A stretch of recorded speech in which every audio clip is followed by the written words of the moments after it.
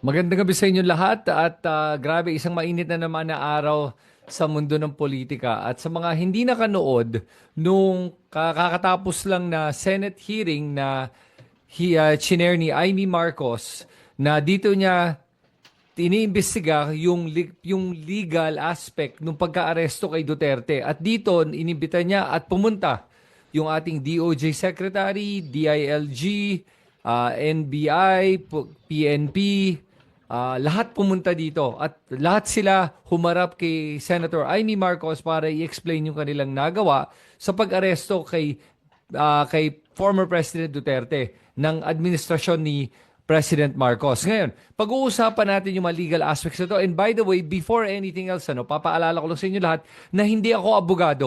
Okay? And I'm just going to give you my opinion kung ano ba yung nangyari at ano ba yung rason kung bakit nagawa to at tama ba yung nagawa nila o mali. And I would love to hear from all of you guys kung kayo ba tingin nyo yung pagka-aresto kay Duterte ay nasa tamang lugar o kaya hindi. At pag pinakinggan mo itong hearing na to, no, makikita mo talaga that itong issue na to is debatable. And from a legal perspective, may punto naman talaga yung sinasabi ni Senator Amy Marcos kung bakit tingin niya hindi tama yung pagka-aresto kay former President Duterte. At tatanggapin ko yon. Okay, and I'll explain to you what happened. Okay, ganito yon. So dito sa Senate hearing na to, tinatanong ni Amy Marcos kung tama ba yung proseso na ginawa ng ating kapulisan at ng ating DOJ sa pag-aresto kay former President Duterte. Ngayon, ang punto kasi na pinapalabas sila dito is kailangan daw ng warrant of arrest o kaya judicial approval from the Supreme Court bago pwede i-arrest o i-enact or i-enforce yung international warrant of arrest. Okay, ganito lang yon. Sa akin may punto kasi na kaya dinadaan sa ating hukom o kaya kaya dinadaan sa ating Supreme Court, Korte Suprema ay para manigurado na walang nilalabag na batas ang pag-aresto sa isang Filipino citizen.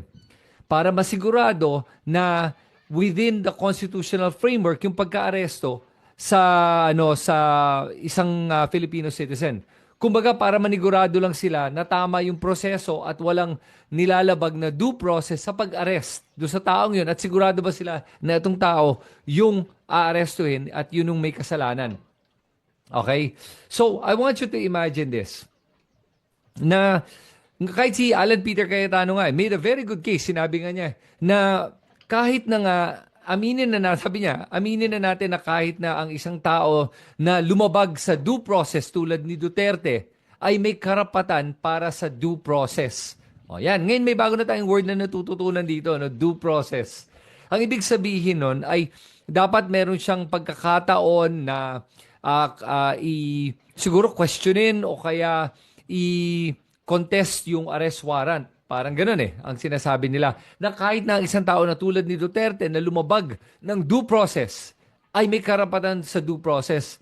Alam mo, hindi naman siya mali doon sa pagsabi niyang yun Pero, ito yung punto na gusto kong ilabas ngayon at gusto ko ibanggit sa inyo lahat na para pwede nyo itong pag-isipan. Ganito lang yon. Unang-una, alam naman natin lahat at lahat ng sumuporta kay Duterte at kaya nila sinuportahan si Duterte ay dahil ginawa niya yung trabaho niya bilang presidente na labag sa batas. That was above the law. Ginawa niya yung trabaho niya pero nilabag niya yung batas sa paggawa niya ng trabaho niya. Tinanggalan niya ng due process ang libo-libong mga kababayan natin at tinanggalan niya sila ng buhay. Okay, buhay ang tinanggal nila sa kanya. Pinatay nila ang libo-libo sa ating mga kababayan na wala man lang pagkakataon na depensa ng sarili nila. Kaya nga nakakatawa sa akin na ang mga taong to na pumapalakpak dahil naglabag si Duterte ng batas at pumatay na libo-libong Pilipino para lang daw magawa niya yung trabaho niya, kahit na may namatay kahit na hindi nabigyan ng due process, ay okay lang sa kanila.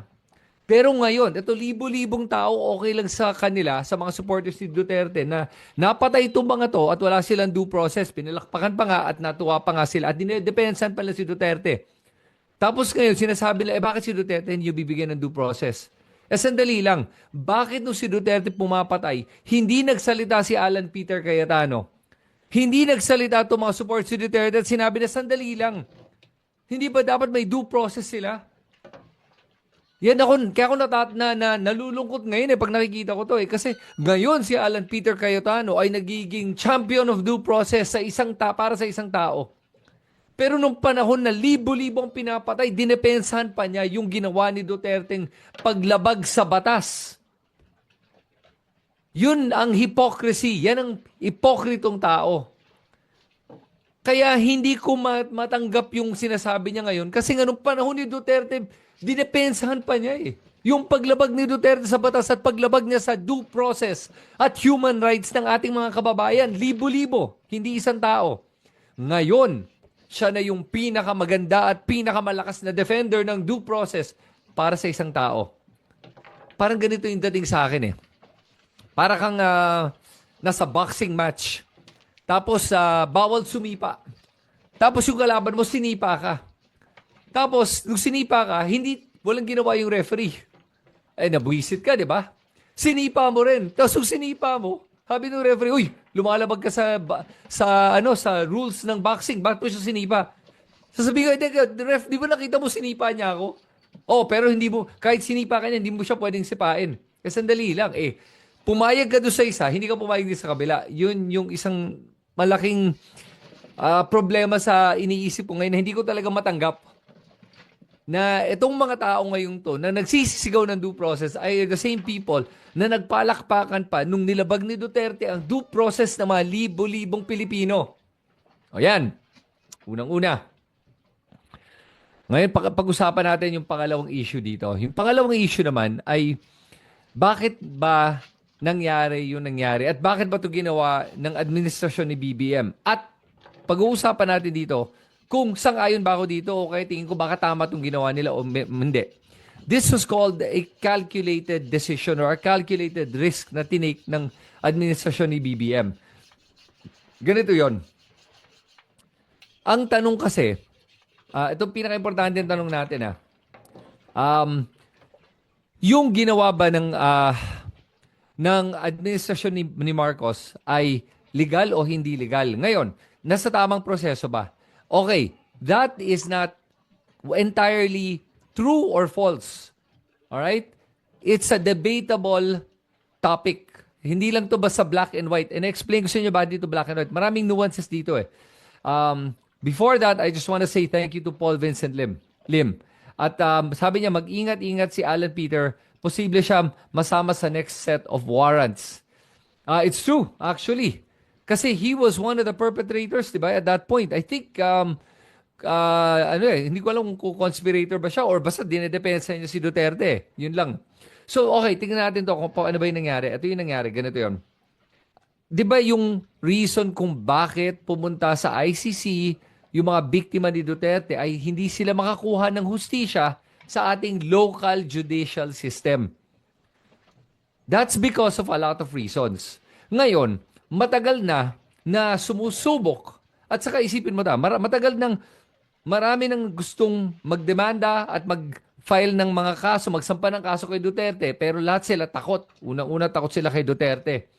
Dahil alam natin kung ano yung kakayahan ni Duterte. Is he willing and able to kill somebody? Yes. We've seen him do it. So, titignan mo dito na maraming gusto magsampa ng kaso pero hindi sila makakuha ng tulong sa gobyerno para makapagsampa ng kaso laban kay Duterte dito sa ating bansa. Unang-una. Pangalawa, tignan mo yung komposisyon ng ating Supreme Court. 12 of the 15 Supreme Court justices are appointees of Duterte. Okay? Si Duterte ang nag-appoint sa 12 out of 15 justices.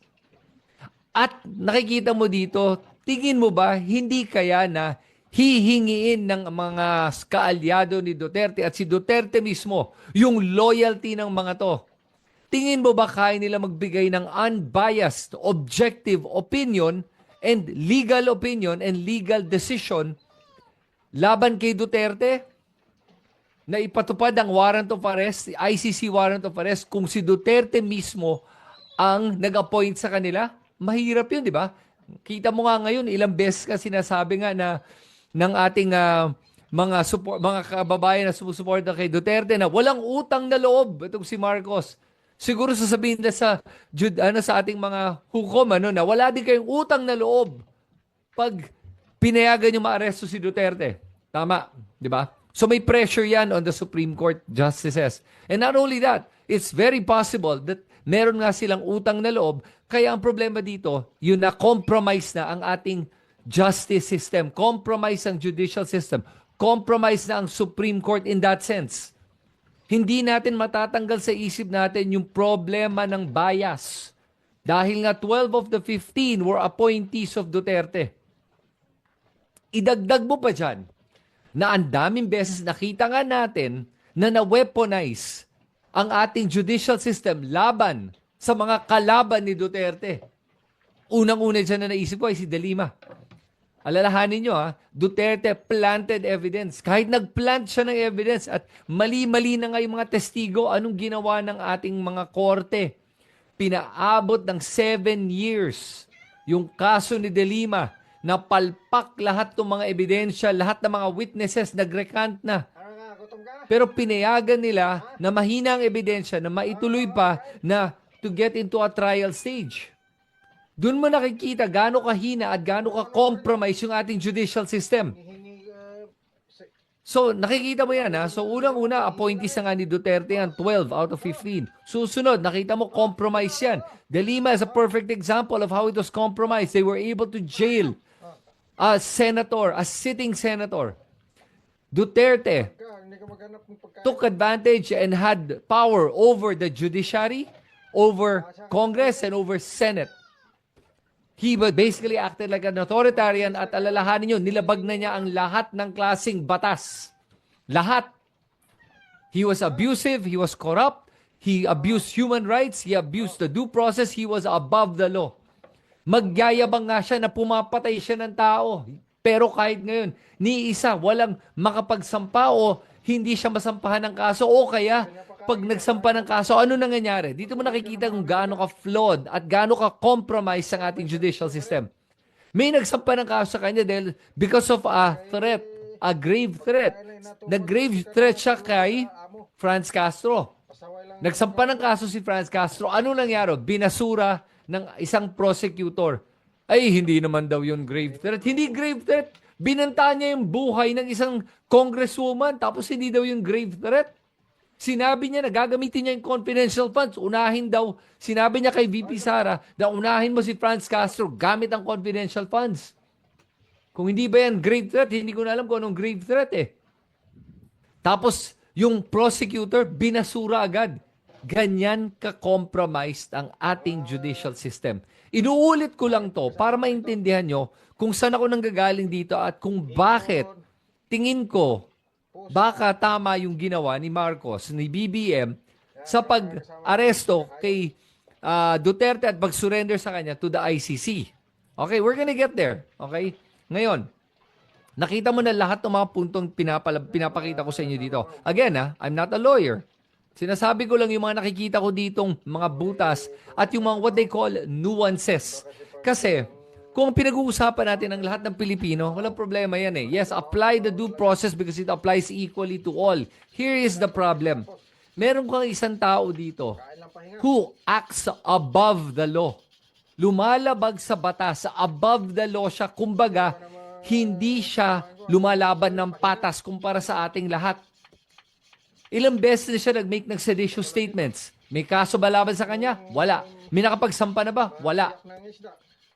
Ilang beses siya nag-make ng grave threat. May nakapagsampa? Wala. Ilang beses siya nagsabi ng mga libelous statements. May nagsampa? Wala. Ilang beses na siya pumatay ng tao. May nagsampa ba ng kaso sa kanya? Wala. Dahil ganun ka above the law itong si Duterte at yung pamilya niya. Yung anak nga niya nag-grave threat against the president yet wala pang kaso din. These people act above the law. Yung corruption ni Sara Duterte ay malala. Malala din yung korupsyon na ginawa ni Duterte. Malala yung pagtraidor niya sa Pilipinas na halos binenta na niya yung Pilipinas sa China. Pero, wala. Walang consequences sa lahat ng ginawa niyang pagkaabusado, lahat ng pag-aabuso niya sa ating bansa, pagbabastos niya sa ating mga kapwa Pilipino. Wala ni isang beses na naparusahan siya sa kanyang mga kasalanan sa ating bansa at sa ating mga kababayan. Dahil above the law si Duterte. Ngayon, so tingin ko ito yung nangyari. Tingin ko, nag-isip si BBM, sabi niya, mali talaga yung ginawa ni Duterte, marami talaga siyang pinatay eh. Mali talaga yun. At hindi na dapat mangyari ito ulit. Pero problema natin dito ay pag hindi natin ipinatupad itong ICC arrest, okay, tapos dinaan natin sa judicial system na alam natin na lahat ng mga justices ay malaking chance ititigil nila to dahil pinoprotektahan nila si Duterte who is above the law. At dahil doon, hindi maaresto si Duterte at hindi makakakuha ng hustisya itong mga biktima, itong libo-libong mga biktima. Ngayon, ano ba, kaya kailangan nila itong gawin? Ngayon, ito ang tanong, ano ba ang purpose nung pagkukuha ng judicial approval, local judicial approval ng Supreme Court bago magkaroon ng arrest warrant? Para manigurado nga na magkaroon ng due process para hindi malabag ang karapatan ng isang tao. Yun lang naman yun eh. Pero yun na nga eh. Nakita nga natin sa kaso ni Arnie Teves na sa Timor ngayon, di ba? Naglabas tayo ng arrest warrant. Ano nangyari? Dahil bulok ang judicial system ng Timor-Leste, hindi pa mapabalik si Arnie Teves na pumatay ng ilang tao, yung mga karibal niya. Pinatay niya dito in cold blood. Binaril yung mga kalaban niya in cold blood. Tapos hindi siya makabalik dito, hindi siya ma-extradite dito ng Timor-Leste dahil bulok ang justice system nila. So, hindi pinayagan na huliin siya at extradite balik sa Pilipinas. Yan po ang problema ng isang bulok na judicial system. Ang ating judicial system, I'm sorry, ay bulok. You can debate with me on this, but I think I'm stating facts. Okay, sabi ni Paul Vincent Lim, I'm not a fan of BBM, but I got to admit he had the balls to allow the Interpol, PNP, and AFP to do their job in serving the warrant. Okay? Ganito yun guys. Ganito yung kasimple. Yun ang isang kaso ng problema nitong sinasabi ng judicial process. Kasi titignan mo lang naman is, naglalabag ba ang batas ng isang bansa o ICC sa pagsampa ng arrest warrant? Check nila kung siya nga ba yun. Yun na yun. Okay. Ginawa ng PNP yung trabaho nila, sinerve yung warrant, and they followed due process. Finalo naman nila lahat. Okay? At tinignan naman nila, tama naman, hindi ko nilabag ang karapatan ng taong to. May counsel naman siya doon, may medical officer pa, yung medical practitioner na personal ni Duterte, ando doon din, ando doon yung pamilya niya. Hindi, tapos pinaupo pa siya sa presidential chair sa may Villamor Air Base for 12 hours. 12 hours. Ikaw ba, tingin mo makakakuha ka ng ganyang klaseng royal treatment? Hindi. Tingin mo ba, ikaw makakasakay ka ng Learjet na hindi ka pa nakaposas? Na may pagkain ka pa the whole time? Nakasama mo ba yung entourage mo papuntang Hague? Hindi yan mangyayari pag ikaw yan. Kahit sino sa ating 120 million Filipinos, pag tayo ang nahuli, I guarantee you, pag sa panahon ni Duterte, patay ka na. O kung hindi ka pa patay, nakaposas ka, binato ka dyan sa kulungan dito sa local na kulungan natin. Nagsisiksikan kayo ng mga 30 to 40 na mga inmates dyan. Mga PDLs. PDLs, yeah, persons deprived of liberty. Okay? Yan ang pinagkaiba. Even Duterte admits that he feels like he's in a hotel. Oh, yan ang pagtrato sa kanya doon. Kaya interesting tong dynamics sa ito ngayon. Ito yan So nakikita mo dito na bakit ba pumasok ang ICC? Kasi nga, hindi makakuha nga ng hustisya itong mga biktima, mga libo-libong biktima dito sa Pilipinas sa nagawang krimen ni Duterte.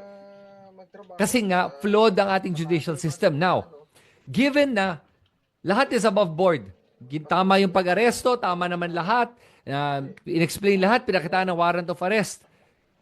Ngayon, pwede mo i-debate na dahil above the law si Duterte at dahil nga alam natin na kaya niya ang hustisya sa Pilipinas o ang judicial system ng Pilipinas, kaya niya, kinakaya niya at hindi siya kaya ng ating judicial system. Kaya nag-isip ang gobyerno ni Marcos, sabi niya, well, kung dinaan natin to dito, maraming pwede mangyari. Number one, pwede magkagulo ang Pilipinas. Magkakaroon ng maraming rally at baka hindi pa makakuha ng hustisya yung mga libo-libong Pilipino na napatay o nakulong ng walang due process. O kaya, basta sundan natin lahat, siguraduhin natin na maayos ang proseso natin.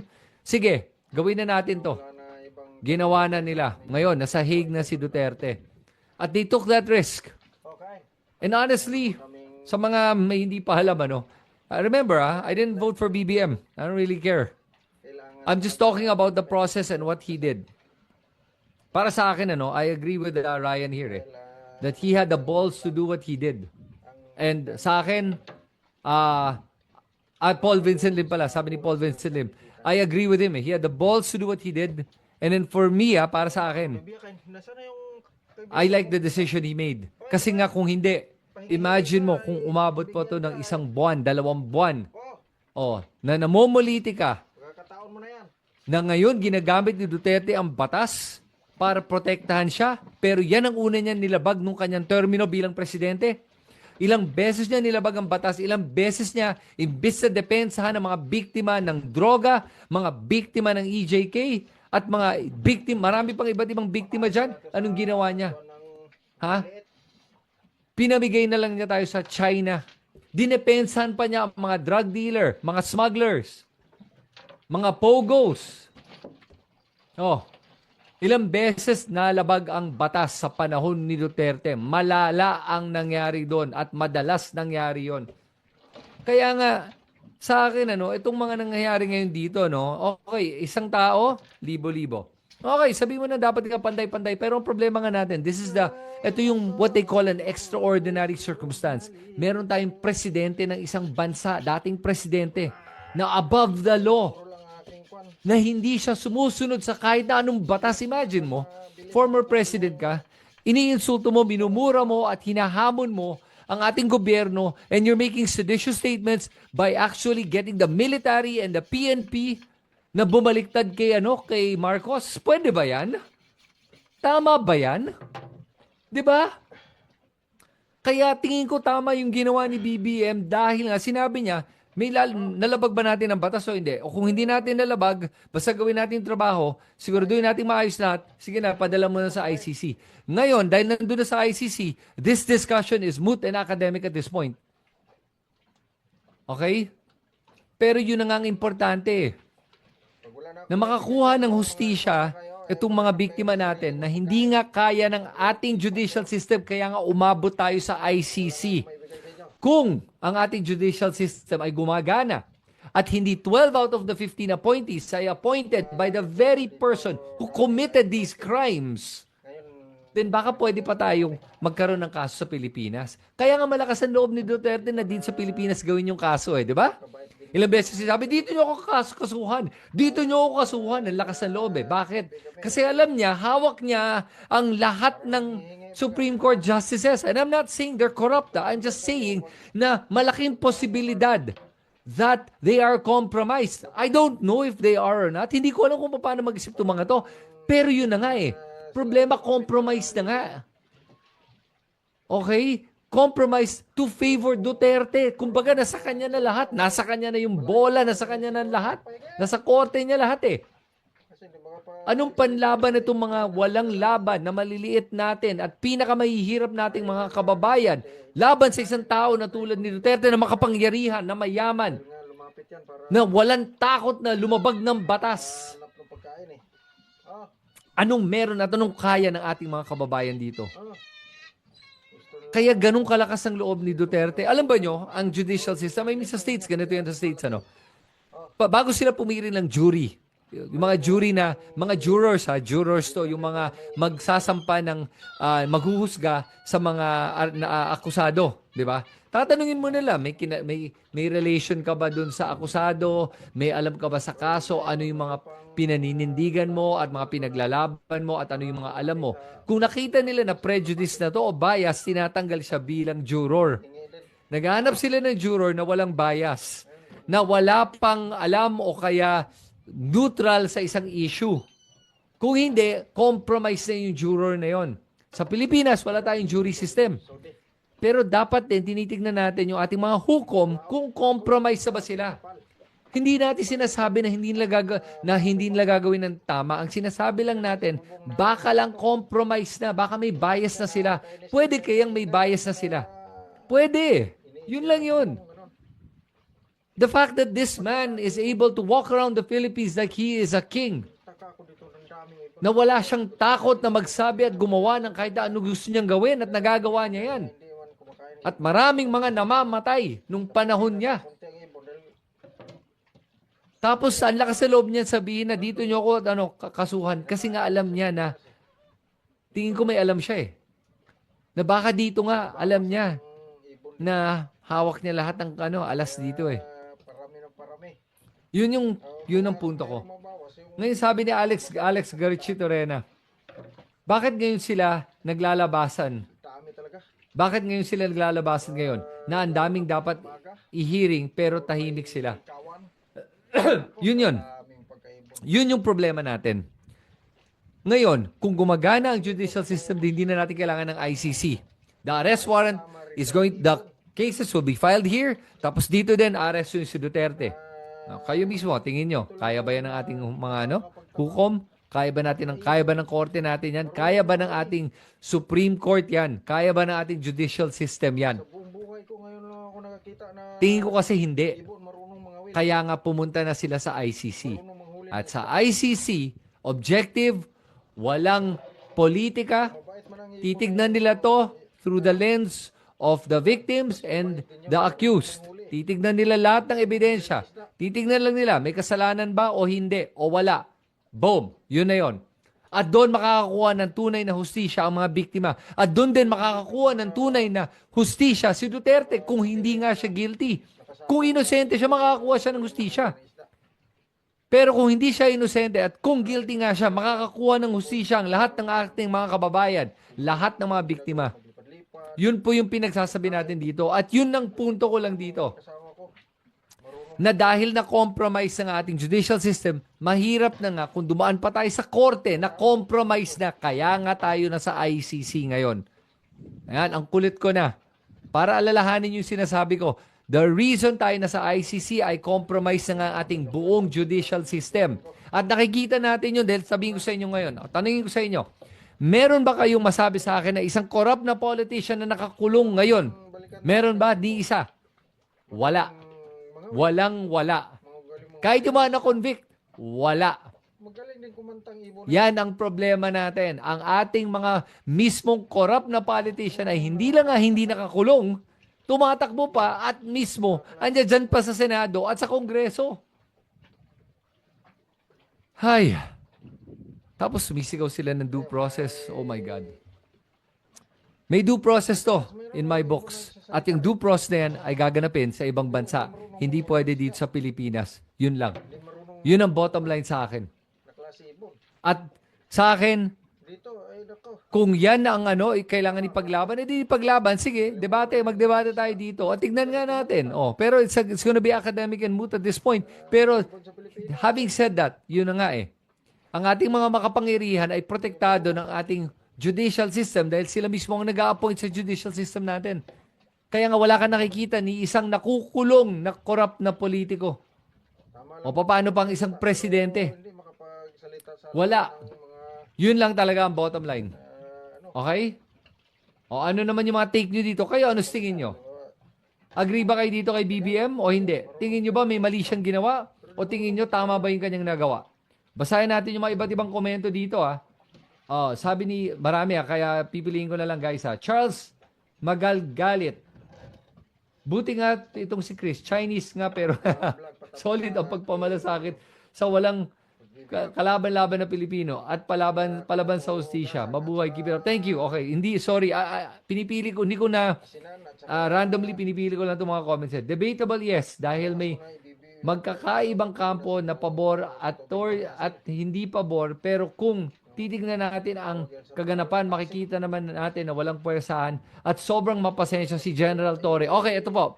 Yung para kay General Torre naman, abusado ba siya? Sa akin na hindi siya abusado. Ginawa niya ang trabaho niya na i-enforce yung arrest warrant. Yun lang yun.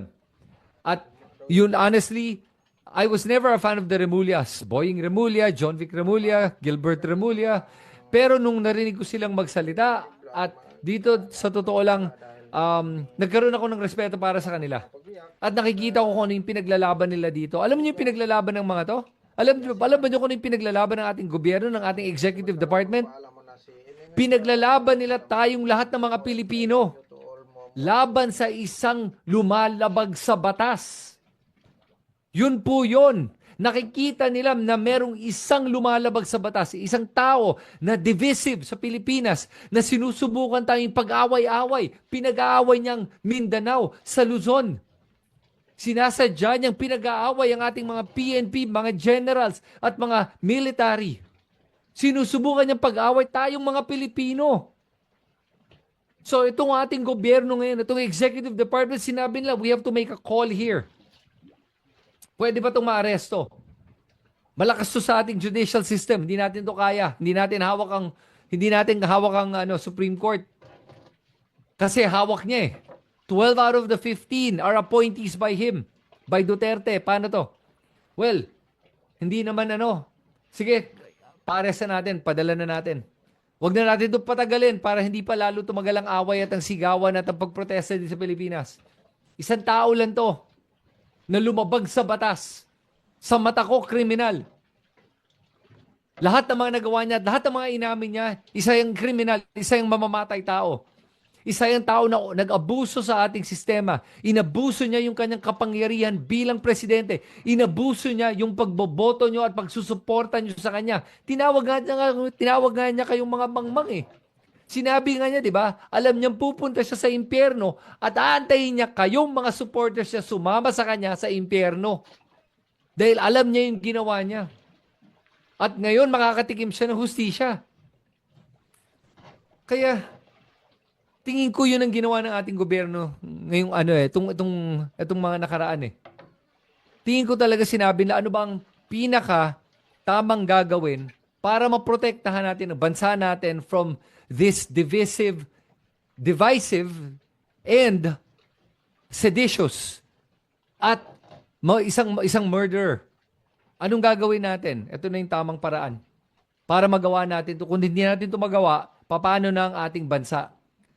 Paano ang hustisya para sa ating karamihan ng mga mamamayan natin? Paano na yon kung hindi natin ito gawin? Kung hindi natin ito maipatupad, anong silbi pa natin bilang executive department ng ating gobyerno kung hindi natin maipatupad itong execute ng arrest warrant kay Duterte? Yun tingin ko yung nangyari. Yun lang yun. O, sabi ni Donabel Jasareño, hustisya sa mga biktima sa panahon ni Digong, nasaan? Ang batas ay batas. Walang mayaman at mahirap. Tama lang na sa ICC madinig ang kaso ni Didugong. Okay? Yun na nga lang sa akin eh. Bottom line ends with this. Na dapat ang ICC ang magdinig nito dahil wala tayong kakayahan, at saka wala tayong willingness to do it. Alalahanin niyo po that the imperative here, the imperative word is willing and able to exact justice. Willing and able. We are not, obviously, the judicial system is not willing, nor are they able. May sumubok na nga magsampa ng kaso kay Duterte. Anong ginawa ng prosecutor? Binasura agad. Hindi niya trabahong ibasura yun. Binasura na niya at para siyang naging attorney pa ni Duterte. Dinepensan pa niya na hindi naman seryoso si Duterte. Bakit ang isang tao magsasampa ng magbabanta sa buhay ng isang tao tapos iti-televise pa niya? Kung talagang seryoso siyang gagawin niya, ba't pa niya tinetelevize? Kaya nga tawag natin grave threat kasi nga inaanunsyo nga niya yung kanyang balak gawin. So, Ganun ka palpak ang ating judicial system. Marami akong kilala na nakulong with made-up charges, planted evidence. Yung mga napatay nga, planted evidence. And tinadmit ni Duterte, nagpa-plant sila ng evidence. Nagplant siya ng evidence kung siya ay isang prosecutor. Para lang manalo yung kaso niya. Can you imagine? Isang prosecutor, sobrang hina ng prosecutor niya. Sobrang hita niya as a prosecutor na nagpa-plant pa siya ng evidence para lang manalo. Nung siya ay presidente, ilang beses natin siya nahuli na gumagawa ng ebidensya na peke. Gumagawa ng fake news. Nagsisinungaling harap-harapan sa ating lahat. Ilang beses na natin siya nahuli, ang dami na. Ito ba isang tao na mapagkakatiwalaan niyo? Ito ba isang tao na tingin mo ginawa talaga yung pagpatay para sa Pilipinas? Like Panelo said, lukuhin mo lelang mo. Ginawa niya yan dahil gusto lang niyang pumatay. Naghahanap siya ng rason para makapatay ng tao. Marami sa mga pinatay niya ay inosente. Marami ay siguro may mga iba nga dyan, drug addict, tulad nga ng kanyang mga kapamilya. Tulad ng mga ibang kaibigan niya, tulad ng mga ibang mga vloggers niya at influencers niya. Oh, bakit yung mga yun buhay? 'Di ba? Yan ang problema sa selective justice eh. Kaya yun ang sinasabi kong ang problema natin dito. Ay ang ginawa ni Duterte, ay lahat ng ginawa niya ay labag sa batas. At alam niya na kaya niya yung batas. At alam niya kaya niya itong judicial system. Kinakaya nga niya natin, yung mga senador natin. Ito mga senador natin, hindi nga natin mapagkatiwalaan eh. So anong gagawin natin dito? Di ba? Wala na tayong choice. Kaya dapat talaga, kaya yun na. Kaya nagawa niya yung nagawa niya. Wala nang choice talaga. Ito na tayo. Nandito na tayo. Ito na lang ang pamamaraan na makakuha ng hustisya, yung ICC. That is the court of last resort, they call it. At hindi po nabibigay yung soberenya ng ating bansa dahil nagpunta tayo sa ICC at pinayagan natin na isang Pilipino na maaresto. Hindi po. Dahil po ang pag-aresto ng itong Pilipinong to ay isang Pilipino na lumalabag sa batas that is above the laws of the Philippines. Nilabag niya ang batas ng Pilipinas. Yung po ang pinag-uusapan natin dito, ang isang Pilipino na lumabag sa lahat ng batas ng Pilipinas. Pero kahit lumabag siya ng ilang beses sa mga batas natin dito, hindi siya makasuhan, hindi siya makulong-kulong, hindi makakuha ng hustisya ang kahit sino. Kaya nasa ICC na tayo. Yun na yun. Ay, kaya ngayon, at by the way, maraming takot sa kanya, a-add ko lang, maraming takot sa kanya. Hanggang ngayon, maraming pa rin takot sa kanya. Kaya itong ginawa ng ating administrasyon at ng executive department ay kahanga-hanga. At ito dapat ang ginagawa ng ating administrasyon para protektahan lahat ng Pilipino sa mga katulad ni Duterte. Na hindi natin kakayanin. Hindi ko kaya yan. Si Duterte, hindi ko kaya. Tingin mo kaya mo, hindi mo kaya. Ang gobyerno lang ang may kaya ng ganitong klaseng walang hiyang tao na walang paki sa batas, walang paki sa due process. Si Duterte, walang paki sa due process until siya yung nangangailangan nun. Walang paki sa human rights until siya yung gustong kumuha ng makakuha ng human rights. Kung siya yung makikinabang, gusto niya. Pero kung siya ang maglalabag sa batas, walang kwenta ang due process, walang kwenta ang human rights. Screw the CHR. Binigyan nga ng zero budget, if I remember correctly eh. Di ba? Ang galing niya, no? Inaaway niya yung human rights, inaaway niya ang Human Rights Commissioner, inaaway niya si De Lima. Oh. Tapos, sinabi pa nga ni, I think si Cayetano to, sinabi nga ni Peter Cayetano na, Alan Peter Cayetano na, bakit si De Lima? Oh, may due process ba? Nung sinabi niyang criminal si Duterte at mamamatay tao. Bakit? Hinusga na ba? Hindi naman ah. Korte ba naghusga? Hindi. Opinion lang naman yun ni De Lima. Oh, wala namang siya nilabag na batas sa pagbibigay ng opinion niya. Oh, si Duterte anong ginawa? Naglabag ng batas sa pagpapakulong kay De Lima with trumped up charges na fake. Yan ang paglalabag ng batas. Yan ang walang due process. Tapos, magcha-champion ngayon si Alan Peter Cayetano ng due process. Please. Okay? Please lang. Walang kredibilidad ng isang tao sa akin na hindi pantay-pantay ang pananalita. Wala. Paglalaban niya ang karapatan ng isa, pero hindi niya ipaglalaban ang karapatan ng karamihan, ng lampas libo-libo. Wala kang kredibilidad sa akin. Yun lang po yun. At again, hindi po ako abogado. Sinasabi ko lang yung opinion ko at tingin ko yung nagawa ng ating administrasyon ay tama dahil ito po ang kailangan gawin kundit hindi makakakuha talaga ng hustisya ang ating mga kababayan. At para sa akin, ang habol ko lang dito ay makakuha ng hustisya ang ating kababayan sa mga katulad ni Duterte na above the law. These are extraordinary circumstances. Meron tayong isang murderer, mamamatay tao, psychopath, megalomaniac, traidor sa ating bansa. Nakakayanin niya ang buong Pilipinas. Kaya ang problema, kailangan natin idala sa hindi niya kaya. At ang hindi niya kaya ay ang isang korte na hindi bias ang mga hukom at objective sila. At yan ang ICC. Ngayon, yung mga nasa comment section ngayon, babasahin ko lang yung mga comments nyo, titignan ko ako yung mga iba't ibang opinion nyo, kung nag-agree ba kayo, disagree. Christian, you should run for president. Okay, sige. Sorry. Hindi yan. Okay, let's share this episode of Chris. Yes, please. Sa lahat ng mga nanonood ngayon, i-share nyo to.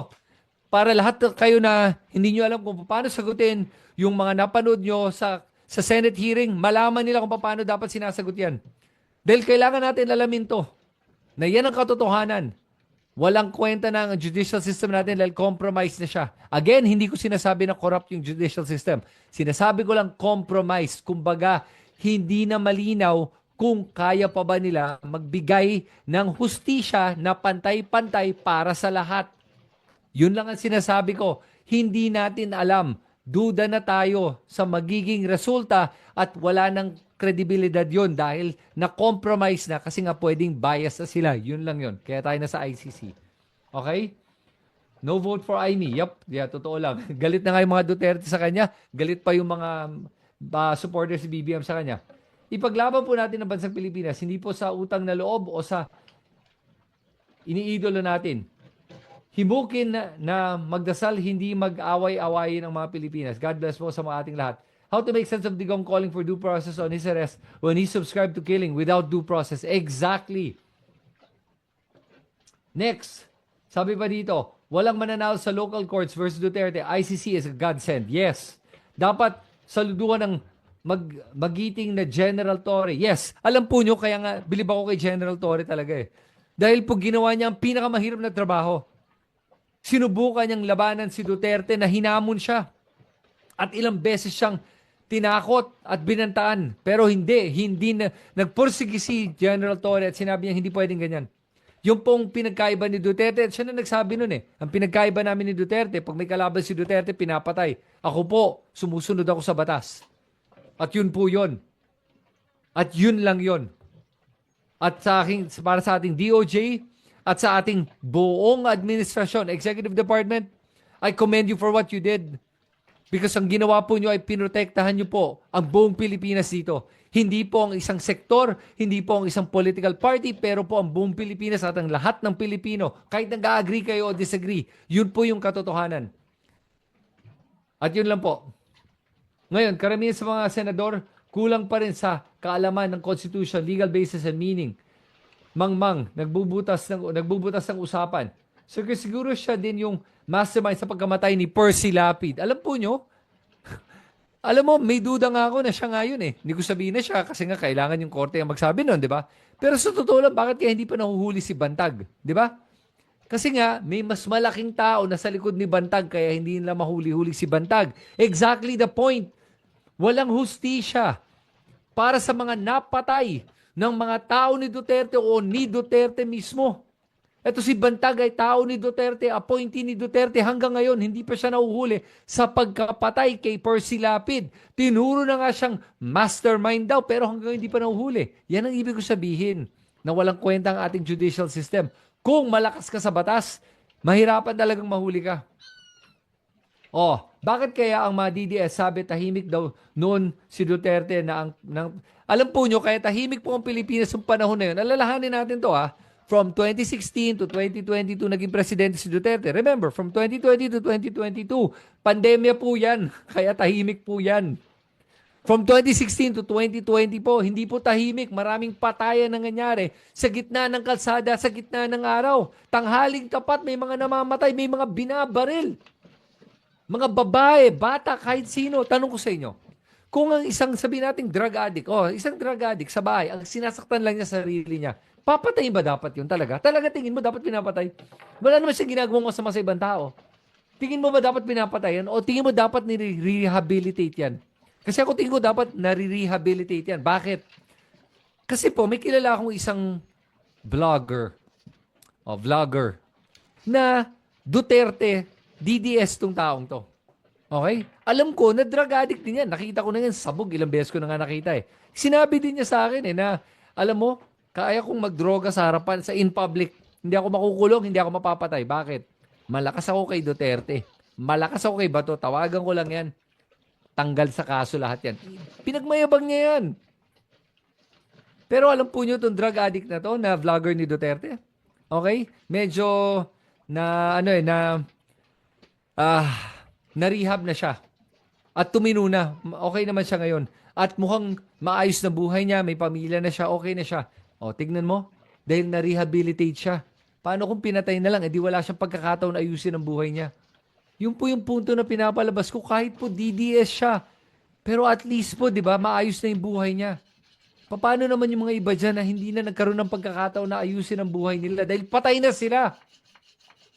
Kaya kayong mga DDS kayo dyan, o mga supporters si Duterte na sabi na basta drug addict patayin dahil may mga drug addict na nangre-rape. Bakit may nangre-rape na drug addict? Itong drug addict kailangan patayin na rin? Come on. At sasabihin naman nyo sa akin dahil sinasabi ko hindi dapat pinapatay ang drug addict. Drug addict na rin ako. Pambihira talaga yung logic, Kaya hindi ako nakikipagdebate sa mga ganyan logic kasi hindi na nagme-make sense yung mga pinag-uusapan nila Sa akin lang, pag-usapan natin yung katotohanan, pag-usapan natin yung nagme-make ng sense, yung ginagamit pa yung isip sa pakikipagdebate at pakikipag-usap, wala tayong problema. Sa mga tao na hindi na nagme-make sense, wala tayong pag-uusapan. Sa mga tao na mang-iinsulto lang, wala na tayong pag-uusapan. Yun lang yon. Okay, sabi dito ni Pokwang, rehabilitation dapat hindi patayin agad na wala bang karapatang mabuhay o wala nang karapatan magbago, patayan na talaga. Okay, lahat may second chance. You're absolutely right. Thank you. Nobody dares to bring a case for Duterte. They're all scared of him. Everybody knows how they work. Yep. At ang nakakatakot dito, magsampa ng kaso. Magsampa ka ng kaso, tingnan mo mangyayari sa'yo. Makakakuha ka ng death threats. Yung buhay mo, may banta na yan sa buhay mo at baka mapatay ka pa bago matuloy ang kaso. Alalahanin mo kung gaano karaming confidential fund ang kinuha ni Duterte nung panahon niya. 4.5 billion in the last 2 years, if I remember correctly, or last 3 years. So 9 billion in the last 2 years plus 2.25 billion for another 2 years or 3 years. So 2, 4, 6, another 6, 7 billion plus another billion. Magkano lahat yan? Yan ang kinuha ni Duterte na confidential funds. Saan napupunta ngayon yan, As may bank account nga siya, di ba, na hindi natin alam dahil ayaw niyang pumirma ng kanyang waiver sa kanyang bangko at ayaw niya magpakita ng salin niya, di ba? Pinagmamalaki niyang mahirap pero ayaw magpakita ng bank account. Kinahihiya niya yung kanyang paghihirap o yung kanyang kayamanan, di ba? Yun lang yun kasi sabi ni Ranjay Negros, di kasi nangyari sa pamilya nila porket nag-benefit ka ay okay din sa iba. At higit sa lahat, wala tayong death penalty sa Pinas. Policy yan ni Digong. Totoo yun. Ang magandang punto yan. Ang pinakamalala dito po kasi, yung pagpatay sa ating mga kababayan, wala nga tayong death penalty. At kahit may death penalty tayo, dapat dumaan pa rin sa tamang proseso. Yan ang hinihingi nyo. Ngayon, kay Duterte, yan ang hinihingi nyo Bakit hindi nyo yan hiningi? At dapat, hiningi nyo yan kay Duterte nung panahon ng naging presidente siya. Bakit hindi nyo yan hiningi? Bakit kayo may double standard na ganyan? Tapos ngayon sasabihin nyo, kailangan may due process para kay Duterte. Hindi nga niya binigay yung due process sa libo-libo. Kaya wala akong simpatsya ngayon kay Duterte dahil dito. Bakit ako magkakaroon ng simpatsya sa isang tao na alam ko na hindi binigay yon sa mga iba't ibang tao? Tapos kailangan ako magbigay ng simpatsya at maawa sa taong to. Bakit ka maaawa sa isang tao na namamatay, tao na hindi naaawa sa mga pinapatay niya, sa mga pamilya ng mga biktima? Alam mo, hindi nga si Duterte naaawa sa mga pinapatay niya. Hindi lang sa hindi siya naaawa, natutuwa pa siya. Gustong-gusto niyang pumatay. Pinagnanais niya yung pagpatay ng tao. Yan po ang isang pag-iisip ng isang mamamatay tao. Yan ang hinahanap nila. Yan ang kanilang dopamine fix. May sayad na sa utak yung mga ganyan. May tama na yan. Hindi sila makaramdam ng mga iba't ibang emosyon. Nararamdaman lang nila yung sarap ng pagpatay. Tapos yan ang iniidolo nyo. Ay, dito sa aming lugar, sabi ni Saturnina, dito sa aming lugar, dalawa lang kami, hindi ayon sa patayan. Halos lahat, pati pamilya ko gusto ng patayan. Ano kaya ang mundong ito? Alam po nyo, yun po yung problema nga eh.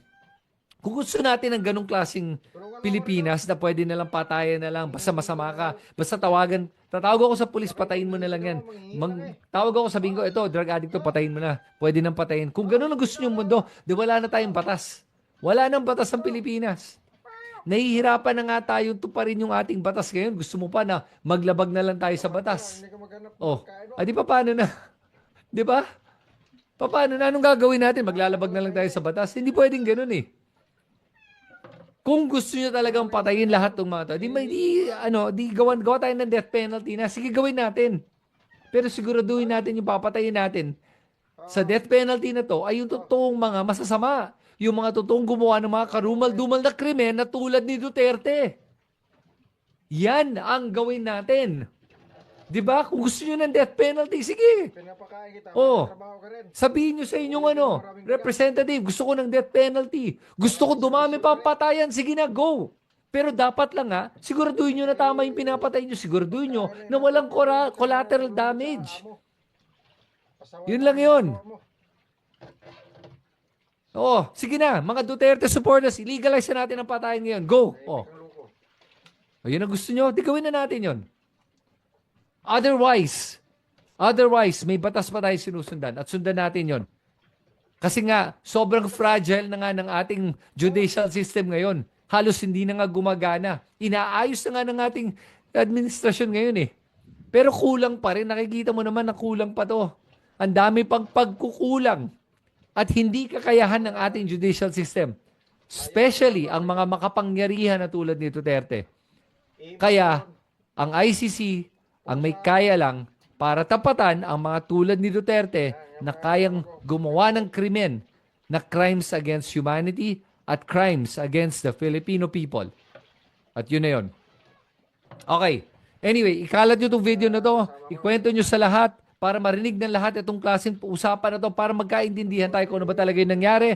At huwag tayo magpapabudol sa mga tulad ng mga fake news at propaganda na inilalabas ng mga Duterte ngayon dahil ang dami-dami talaga nun. At ilaban natin talaga to dahil kailangan natin ng tamang hustisya para lang hindi sa isang tao pero kundi para sa buong Pilipinas, para sa lahat ng biktima at lahat ng Pilipino nasa bansa natin at nasa abroad. Lahat po yan, paglaban natin. Kahit yung mga sumusuporta kay Duterte, ipaglalaban natin lahat yan.